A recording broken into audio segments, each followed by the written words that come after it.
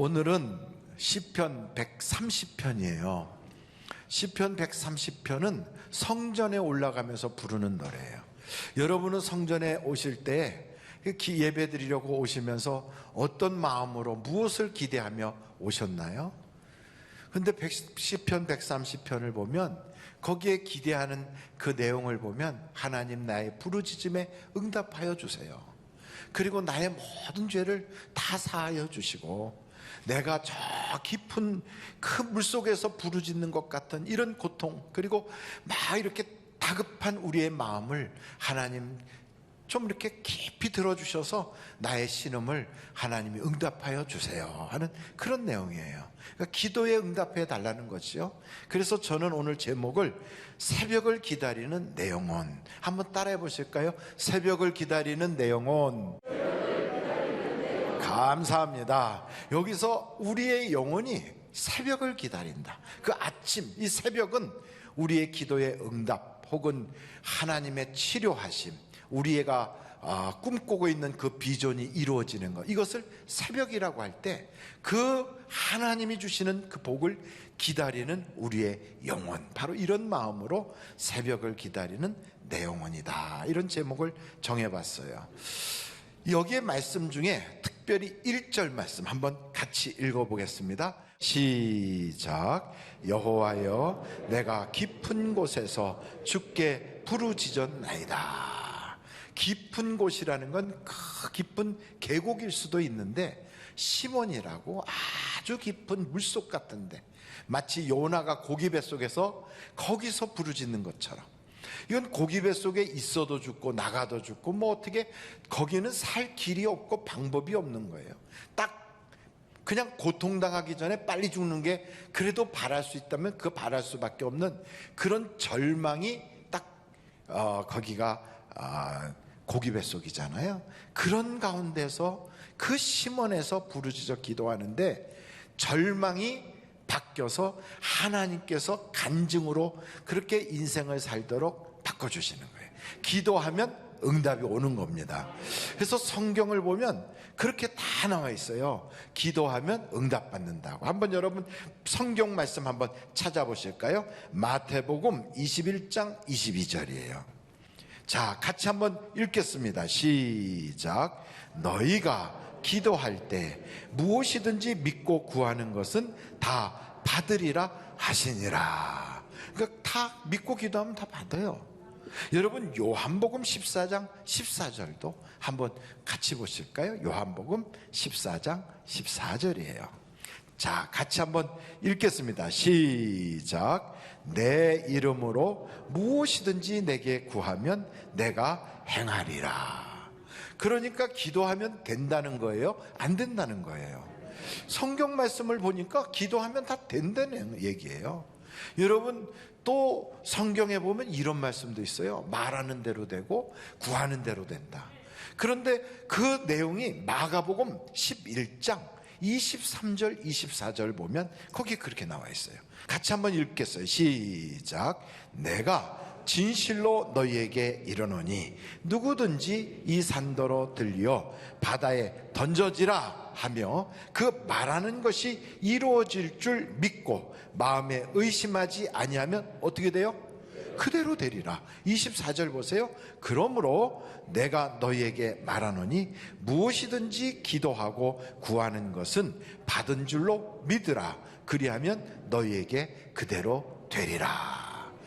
야, 성경에 글이 나와 있어요. 성경에 이 산더러 들려 저 바다에 들어가라 이렇게 말하면 이 말이 될 것이라고 믿으면 그 말한 대로 된대요. 그리고 하나님께 기도하고 믿음으로 구하면 그 믿음으로 구한 것이 이루어진대요. 그러니까 여러분 기도는 그냥 합니까? 아니면 생각하고 합니까? 생각하고 하잖아요. 생각한 대로 되는 것이고 말한 대로 되는 것이고 기도한 대로 되는 것이고 꿈꾸는 대로 되는 거예요. 이것이 저의 얘기가 아니라 성경의 이야기라고요.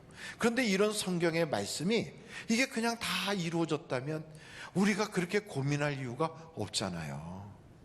그런데 이상하게 성경은 이렇게 나와 있는데 우리는 기도하는데 이상하게 기도응답이 없어요. 이게 보통 문제가 아닌 거예요. 그러면 성경이 잘못됐나? 아니면 내가 잘못인가? 어느 쪽이 문제인 것 같아요? 만약에 성경이 잘못이라면 우리의 신앙 자체의 그 근본이 흔들리는 거예요. 근데 성경이 잘못됐다고 하면 이거 성경 여기서 이런 얘기 있는 거 이거 다 빼버리겠지 뭐. 이게 되지도 않더라. 그리고 사람들이 뺐을 텐데 그게 아니라 이 성경은 아무도 1.1핵도 건드리지 못하고 그대로 있으면서 그대로 이루어지더라. 이거 간증이거든요 이게. 그런데 왜 목사님 다른 사람은 그렇게 다 응답을 받는다고 하는데 나는 왜 응답이 잘 안 옵니까? 그래서 제가 생각할 때 그것은 성경의 문제가 아니라 우리 쪽에 문제가 있어요. 그래서 우리만 고치면 해결되는 문제예요. 그래서 우리가 뭐가 문제냐? 이게 바로 하나님하고 우리하고의 관계가 조금 그게 썩 좋지가 않아서 그래요. 그러니까 하나님과 우리의 뭐가 안 좋다고요? 관계가 안 좋아요. 그러니까 여러분 관계가 좋으면 하나님하고 우리하고 관계가 좋으면 말하는 대로 되고 기도하는 대로 되고 생각하는 대로 되고 꿈꾸는 대로 되는 거예요. 근데 하나님하고 우리하고 관계가 안 좋으면 부르짖어도 안 되고 작정 기도해도 안 되고 금식 기도해도 안 되고 철야 기도해도 안 되는 거예요. 그러니까 중요한 건 기도도 중요하지만 그보다 하나님과 우리 사이에 뭐가 중요하다? 관계가 중요하다. 관계가. 여러분 옛날에 그런 거 있죠? 잘했군 잘했어라고 하는 그 노래가 있어요. 혹시 기억하십니까? 여보 마누라 그러면서 그렇잖아요. 저 뒷동산에 놀던 뭐가 그거 없어졌어. 어떻게 했어? 그랬더니 잡아먹었지. 그랬더니 잘했군 잘했어 이렇게 하는 노래예요. 부부간에 무슨 일을 해도 그냥 서로 잘했다고 그래요. 아이고 잘했어 여보 당신이 한 거 무조건 잘했어. 씨암탉 잡아먹어 아이고 잘했어. 그 염소 잡아먹어 아이고 잘했어. 근데 왜 그렇게 서로 잘했다고 그러냐면 부부간에 관계가 좋아요. 그러니까 그냥 잘했다고 그러는 거예요. 근데 관계가 나쁘면 뭐만 해도 핀잔이고 탓하고 욕하고 그냥 꼬부라져 가지고 못했군 못했어 이렇게 되는 거죠. 그래서 부부간에도 비록 부부지만 관계가 안 좋으면 그냥 다툼만 있어요. 근데 관계가 좋으면 아주 엄청난 큰일도 잘했군 잘했군 그래요. 저 앞에 있는 논마지기 어떻게 해서 팔아먹었지 잘했군 잘했어 이렇게 되는 거예요. 그런데 그것도 아니고 여기 앞마당에 있었던 그 상추 어떻게 했어 내가 따먹었지 나쁜 남자 막 이렇게 나오는 거죠. 왜요? 관계가 안 좋으니까. 하나님하고 우리 관계도 그래요. 근데 여러분 이렇게 부부간의 관계가 좋다 하는 것은 무엇 때문에 관계가 좋아지냐면 작은 일을 잘 이렇게 그게 자꾸 쌓이면 관계가 좋아져요. 근데 작은 일이 자꾸만 어그러지면 관계가 나빠져요. 그러니까 작은 것 요거에 자꾸 좋게 자꾸 쌓이면 이걸 잔정이라고 그래요. 뭐라고 그런다고요? 잔정. 하나님하고 우리 관계도 그래요. 잔정이 자꾸 쌓이잖아요. 그러면 하나님하고 우리의 관계도 좋아요.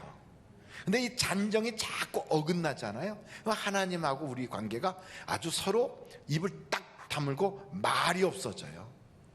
그래서 등 돌리고 앉은 것 같이 돼. 기도를 해도 하나님이 귀 막고 있는 것 같고 우리가 기도 막상 하려면 할 말이 없어서 입이 딱 닫히고 그래서 예수야 예수야 예수야 하고 메롱 이렇게 하는 거죠. 할 말이 없는 거예요. 왜?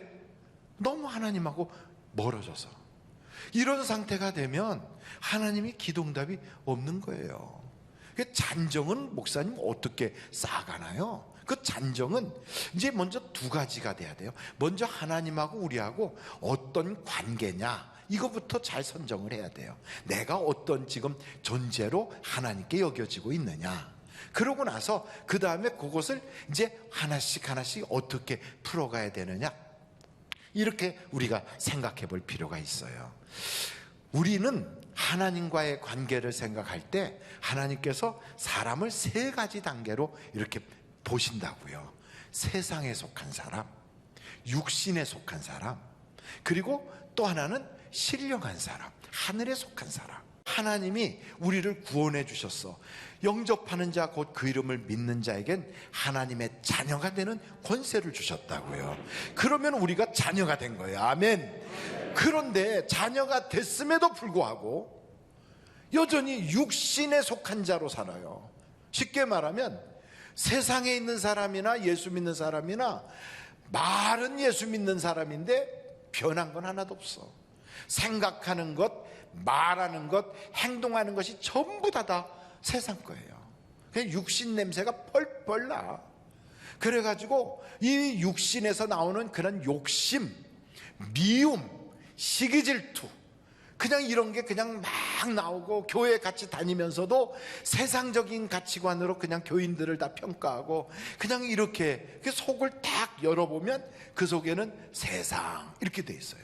그리고 열매가 없어요. 열매가 사랑, 희락, 자비, 양성, 충성, 온유, 절제, 오래 참음, 인내, 이런 것들이 없는 거예요.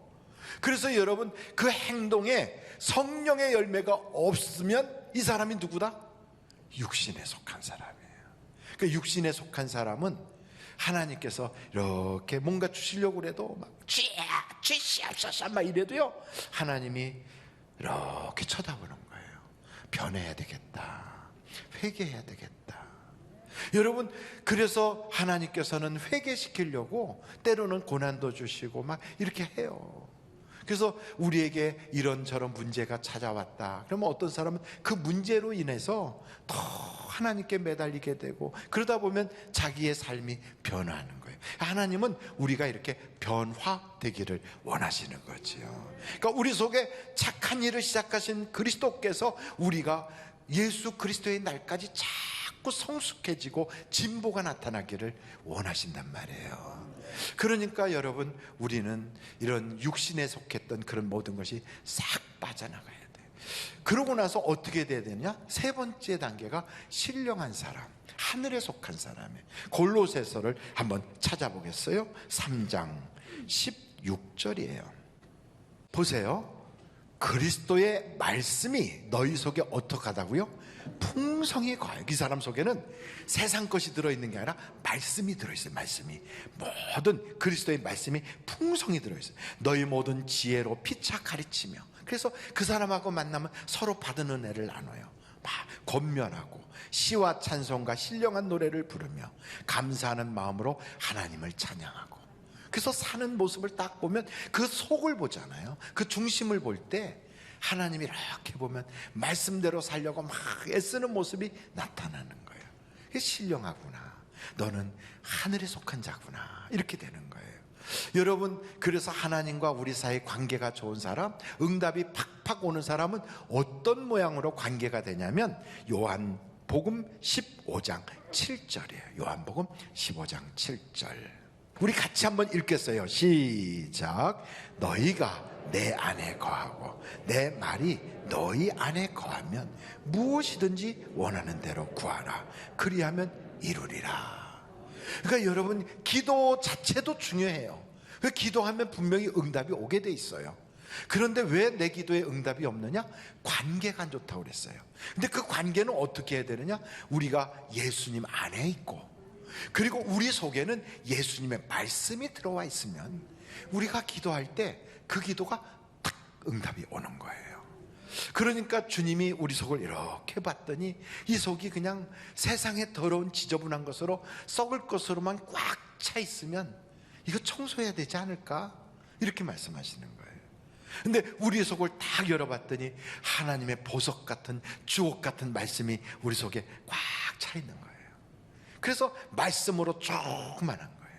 어떤 사람은 그 예수님 안에 있어야 되는데 자꾸 예수님 밖으로 뛰쳐나가. 이런 사람들도 있잖아요. 그래서 여러분, 내가 기도 응답이 없어가지고 막 애타고 막 내가 이렇게 기도하는데 왜 하나님은 응답 못 주시냐고 막 이런 사람도 있어요. 그냥 고생하고 넌 한번 된통 당해봐라, 이런 게 하나님의 뜻일까요? 여러분, 예레미야 애가서 3장 33절을 한번 찾아보겠어요. 같이 한번 읽으시면 좋겠어요. 다 같이 읽겠습니다. 시작. 주께서 인생으로 고생하게 하시며 근심하게 하심은 뭐가 아니라고요? 본심이 아니다.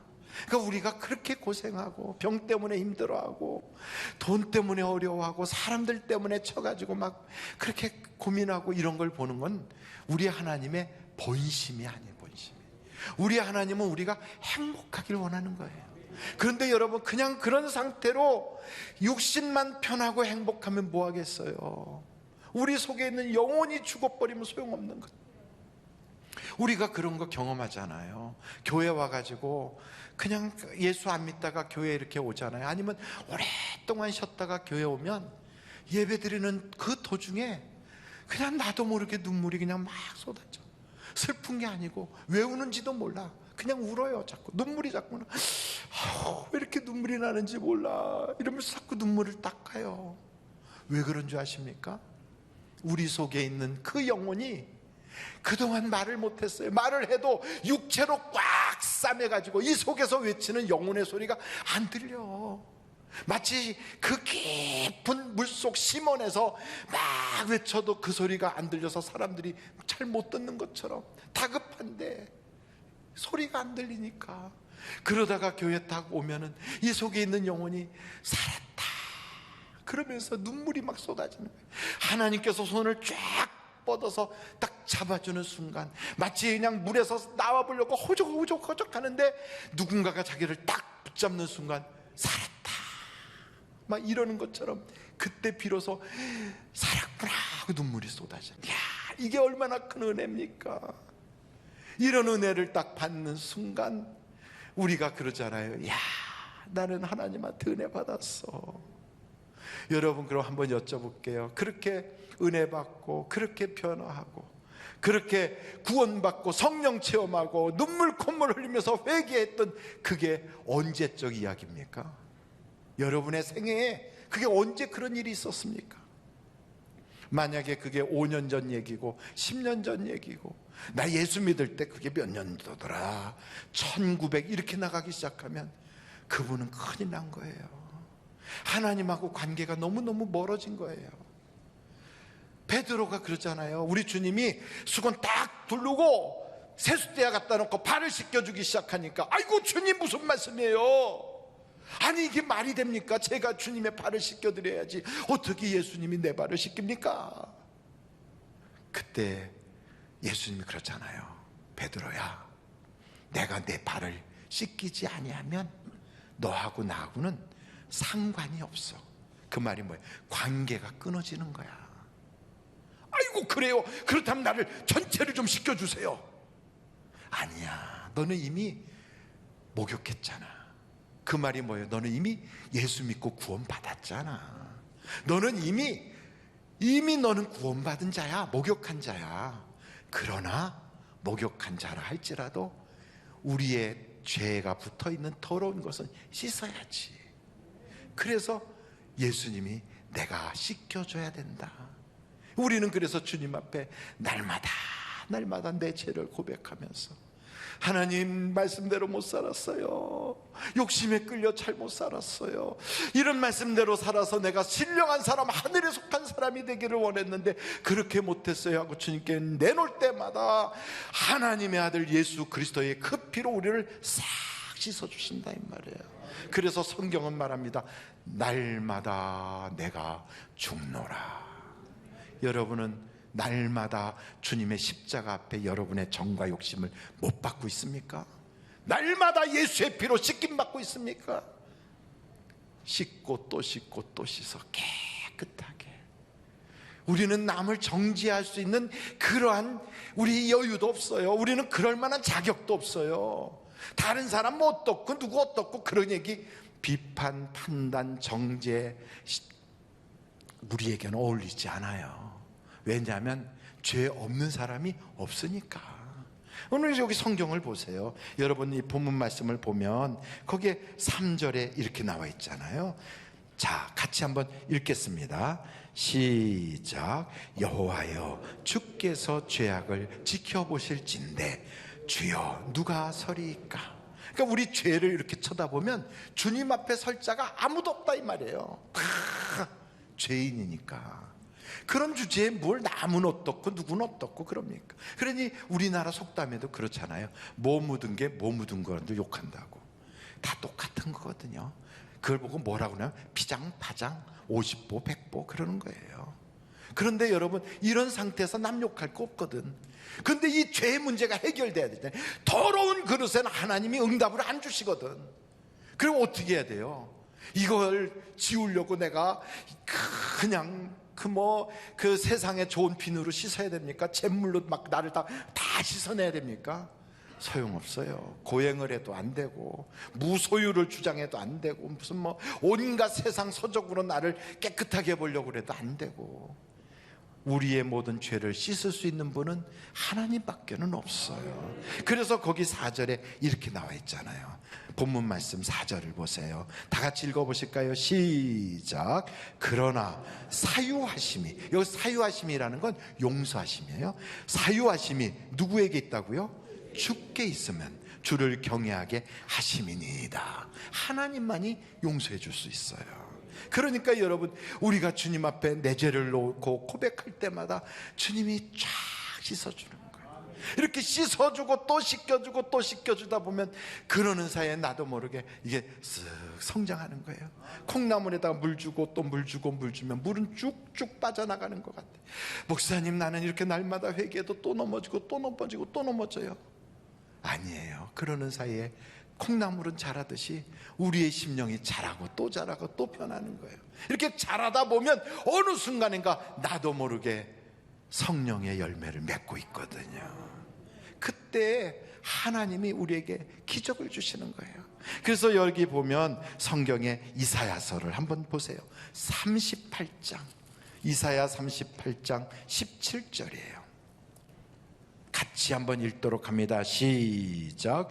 보옵소서. 내게 큰 고통을 더하신 것은 내게 평안을 주려 하심이라. 주께서 내 영혼을 사랑하사 멸망의 구덩이에서 건지셨고 내 모든 죄를 주의 등 뒤에 던지셨나이다.